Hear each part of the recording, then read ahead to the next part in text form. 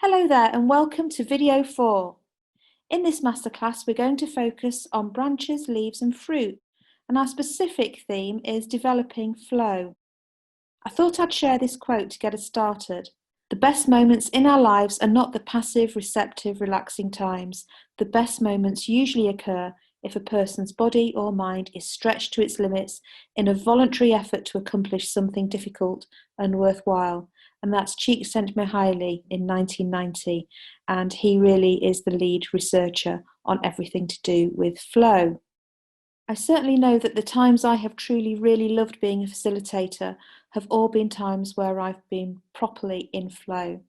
I can be in flow when I'm designing or in a client planning meeting, as well as when I'm facilitating, but for me nothing beats being in full flow when I'm on my feet facilitating with delegates. As you can see from this visual, flow happens when the level of challenge is high and the perceived skill level is high too.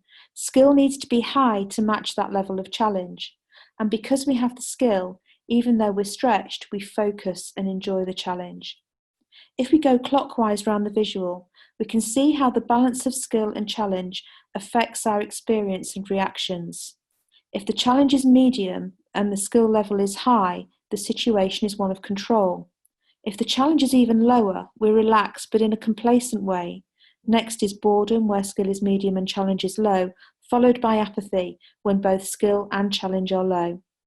Whatever the stage of your facilitation development and facilitation experience, from the very beginning all the way through to the most advanced, it's so important to stay appropriately challenged in a way that matches your skill level and then some to give you that bit of stretch. If you're feeling like you're anxious or worried or stressed, either when you're actually facilitating an event or before it could be that the challenge is a bit beyond what you feel like you're competent and capable of dealing with right now. Some pre-event anticipation in the form of excitement or nerves can be healthy and isn't a bad thing, but if it's more significant than that, and if it continues throughout the event as well, think about what it is specifically that's driving that anxiety and that worry. Use the 5 whys technique that we used in video 1, or give me a call or send me an email and we can talk one-to-one. All that probably means is that you either do have the skills to deal with the situations that you're in, but that you don't realise it, or that there is some skills development to be done. Both are very fixable, and I'm really happy to talk that through with you. So essentially, to stay in flow, it's about keeping the right level of challenge to appropriately stretch your skills. The universal factors of flow show what's happening when we're actually in flow. Let's start with number 2 on the slide. Action and awareness merging. That's where we're not thinking through our actions. A good example is when you were learning to drive. If you think about when you very first got into the car to drive, how hard you had to think and concentrate to manage the controls, change gear, steer, and all those things. Once you became a more proficient driver, your awareness and actions merge. Clear goals help with flow because they give us a target outcome to focus on, and unambiguous feedback is a great one. The wonderful thing about facilitating is that you actually know how it's going and how you're doing in each moment if you are highly emotional, intelligent and able to read the room. And if you're unsure and ask, your delegates will surely tell you.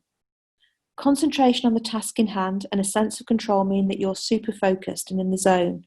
It doesn't mean that you're controlling everybody and everything, but it's rather the sense that things are under control for you and you're not self-conscious in any way. You're just really into what you're doing.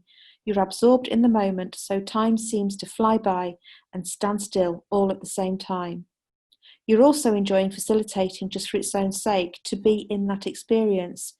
It's Autotelic. Here are some statements in your playbook that I'd like you to think about after this video. Try to think about them in relation to a specific, recent facilitation experience that you've had. The more strongly you agree with each one, the more likely it is that you will have been experiencing flow. These are in your playbook as well, but I'll just have a quick run through them. 1, I was challenged, but I felt that my facilitation skills would allow me to meet the challenge. 2, my attention was focused entirely on what I was doing. 3, I really enjoyed the experience. 4, it was no effort to keep my mind on what was happening. 5, I wasn't concerned with how I was presenting myself. 6, the challenge and my skills were at an equally high level. And 7, I did things spontaneously and automatically without having to think. The next activity in your playbook is to reflect on factors that help and hinder you being in flow when you're facilitating. Then think about how you can build on the factors that help you even more and be in flow even more often. And also think about how you can minimize, get round, or remove the factors that hinder you from being in flow. And I really like this final activity for this video. I would absolutely love to hear how you get on with it. It's the movie activity. This involves finding some quiet time and playing back in your mind a recent event that you were facilitating, specifically a part of it when you were experiencing flow. I want you to play the experience back in your mind as if you're watching yourself in a movie, so see it from the perspective of someone else observing you in action. Make some notes or sketch what you think the other person would be seeing, hearing, and sensing about you. You'll use these inputs to put everything together in the next and final video. You're doing some deep work that a lot of facilitators don't do. It's okay to work at the surface, and that will get results, but actually thinking about yourself from the inside out and working as your best whole self will really pay dividends. Enjoy your playbook, and I'll see you in the final video 5, where we're going to put everything together and you'll come out with a definition of your authentic signature style.